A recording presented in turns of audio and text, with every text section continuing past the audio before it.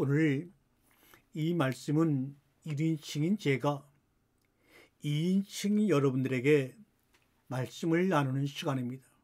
3인칭인 그에게 전하는 시간이 아닙니다.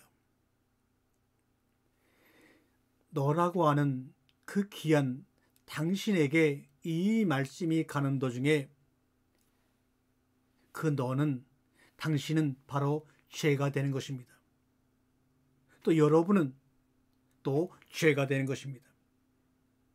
이렇게 너와 내가 서로에게 가는 동안에 너는 나가 되고 나는 너가 되는 감격의 시대, 이거를 눈물의 시대라고 합니다.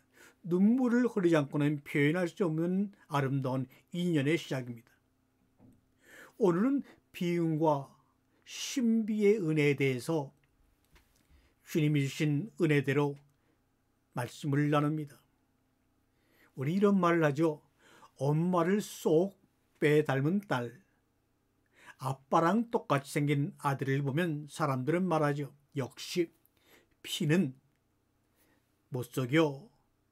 이 말을 과학적으로 표현하면 부모 자식 간의 DNA가 유사하다고 할 수 있습니다. 아이가 앞으로 어떻게 생기고 또 어떤 재능을 갖고 자랄지 DNA만 보면 알 수 있을까요? 정말 그럴까요? 하지만 유전공학자들의 말을 따르면 사람의 DNA의 90%가 공간, 그러니까 비어 있다고 이야기를 합니다. 유전자 정보는 띄엄띄엄 기록되어 있다고 합니다. 이토록 빈 공간이 많은 이유는 성장의 가능성 때문이라고 말하고 있습니다. 없기 때문에, 비어있기 때문에 더욱 성장할 수 있다는 DNA의 비밀처럼 마음도 사람 사이도 서로 비어진 부분이 있어서 더 아름다워질 수 있는 것 아닐까라는 생각을 이 시간 해봅니다. 하늘과 땅을 이어주는 것은 무엇입니까? 하늘과 땅을 이어주는 것은 바로 물입니다. 마임. 이 물은 성경서 말씀이라고 합니다. 말씀이신 예수 그리스도가 하늘과 땅을 이어주는 메시아이십니다. 하나님의 호흡과 사람의 호흡이 맞아야 내면에서 분탕질이 일어나지를 않습니다. 미움의 분탕질, 증오의 분탕질, 폭력의 분탕질, 파벌의 분탕질, 차별의 분탕질이 일어나지를 않습니다.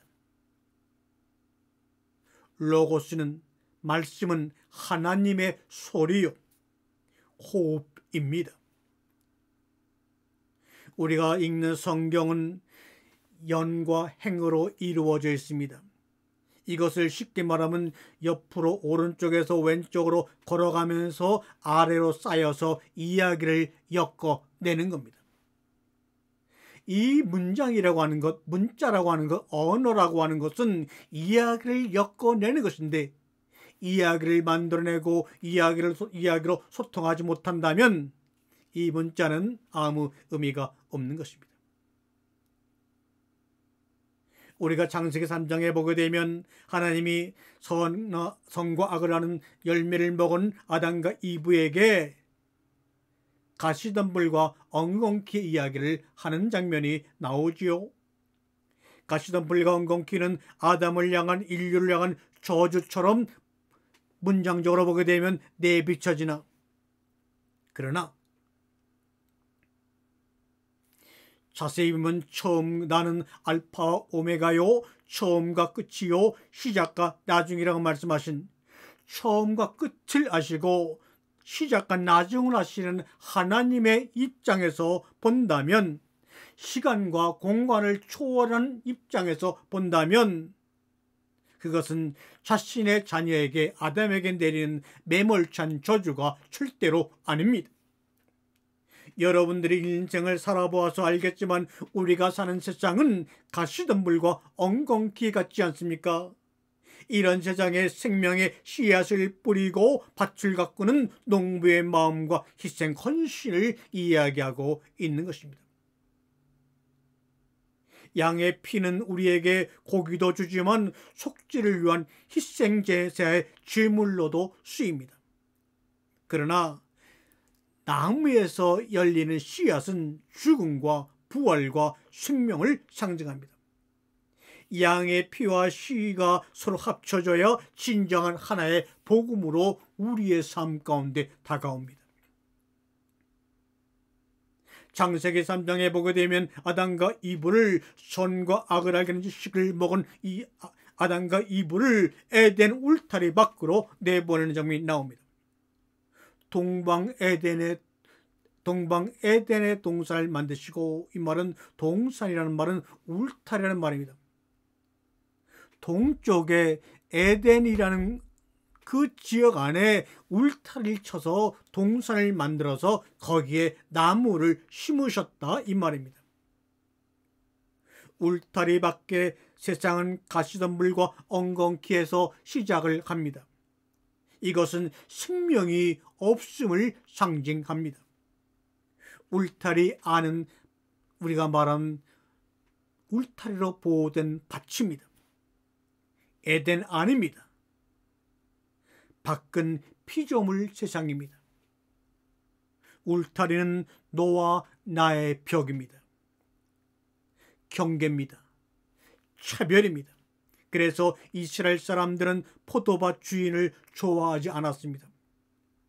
외지인들, 이방인들이 자기네 나라 땅을 침략하여 땅을 점령한 후 일정 부분 아주 가장 좋은 옥토를 차지하여 자기네들 마음대로 다른 사람이 들어오지 못하게 울타리를 견고하게 친 후 거기에 포도나무를 심어 수입을 올리고 노동이 필요할 때는 원주민들을 싼 임금의 임시적인 계약 상태에서 고용하여 많은 어려움과 고통을 줍니다.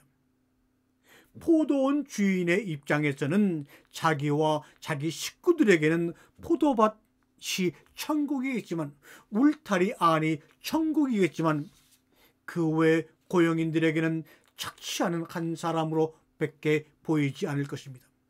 기회만 있으면 울타리를 부수고 싶은 대상이 바로 포도밭 주인과 그의 가족들입니다. 하나님 자신을 떠나 자신을 벗어나 살아가는 이 모습이 바로 성경이 말하는 죄인의 모습이 아닙니까? 행위적으로 큰 잘못을 저질러서 죄인이 된 것이 아닙니다. 죄인으로 오셔서 가시덤불과 엉겅퀴 같은 세상에 찔리고 상처받고 피 흘리시며 생명의 씨앗을 뿌리는 예수님의 모습을 창세기 3장이 설명하고 있는 거예요. 아담의 저주 결과로 생긴 하나님의 저주요 심판이요 모진 마음이 아닙니다. 우리는 수천 년의 인류들이 공통으로 갖고 있던 트라우마에서 벗어나, 원죄의 트라우마에서 벗어나, 에덴에서 쫓겨났다는 트라우마에서 벗어나 자유롭게 살기를 원합니다. 진리가 너희를 자유케 하려고 말합니다. 자유라는 것은 무엇입니까? 한마디로 자기 이유로 살아가는 것입니다. 자기 질문으로 살아가는 것입니다.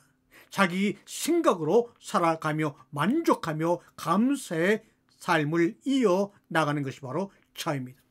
여러분은 여러분 스스로의 이유를 가지고 세상을 살아갑니까? 아니면 맹목적인 믿음에 묶여서 살아갑니까? 아니면 눈에 보이는 물질에 묶여서 구속당하며 감옥 가운데 살아갑니까? 그래서 진리를 알기를 열심을 내야 합니다. 진리를 깨달아야 합니다. 진리를 들어야 합니다. 왜요? 그 진리만이 각자가 자기 이유로 살아갈 수 있는 은혜를 주시고 힘을 주시고 도전할 수 있는 용기를 주기 때문입니다. 아멘.